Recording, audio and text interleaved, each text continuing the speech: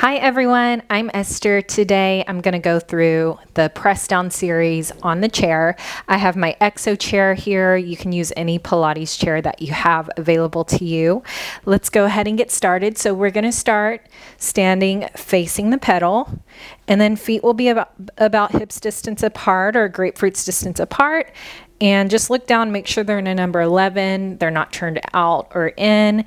And we're going to be a little less than a foot's distance away from the chair. So you'll kind of get the feel of where you need to be the more you do this. We'll start with our hands on the hips. You can play around with hand positioning, but I'm going to go on the hips today so I can really feel what my hips are doing. You're going to take your right foot, you're going to place it onto that chair pedal, and just make sure you're right on the ball of the foot, and then do a little check-in with your hips. Make sure that they're nice and squared. And then you're going to press that pedal all the way down to the floor, and then you're going to resist the pedal as you come up. Try to grow tall through the spine as you press down. Try to keep that heel in the same place in space as you do this. Keep that core nice and tight here. And then use those hands as feedback on your hips to make sure they're not getting shifty. So that right hip may want to hike up as you lift the pedal up, but we're trying to avoid that here. We'll do a few more. I lost count already. Really bad about that sometimes. Oops. Resisting as we come up. Last one. And then bring that pedal all the way up. We're going to turn now. So we'll be in our Pilates V, right in the middle of our chair. So I have my feet lined up, my toes lined up with that green logo that's in the middle of my chair. And then you're going to lift the foot up. Keep it turned out in that position, and then make sure your hips are nice and square. And then you're going to lower that pedal down. Oop. I need to reposition my foot. And then resist on the way up. So my foot was not quite in the right place. So you just fill it out and you reposition as needed. Again, I'm trying to keep my hips nice and stable. And I'm trying to keep that heel in the same place in space there.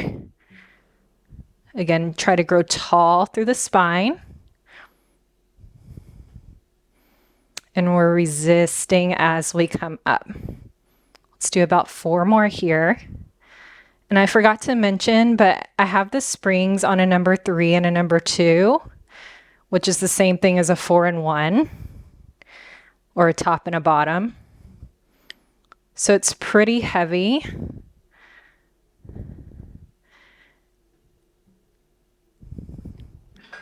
You can actually play around with the spring resistance. If you want to go lighter and make it more of a balance challenge, you can do that.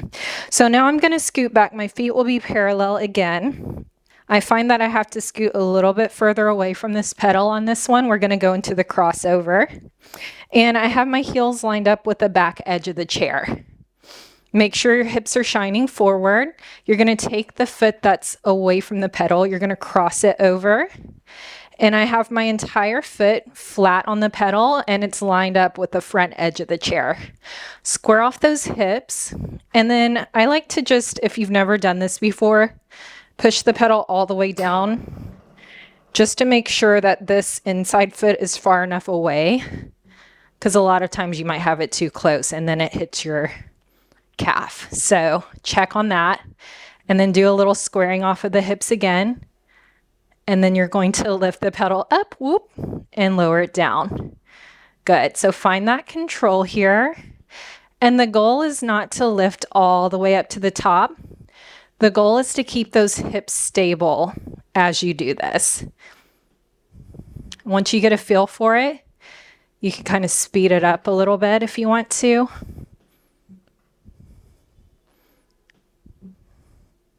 Oops. Last one. Good. Come all the way up, and then we'll turn around. We'll do that other side. So now the left foot comes up. We'll be on the ball of the foot again. reposition if you need to. All right, grow tall through the spine as you lower that pedal down and then lift back up.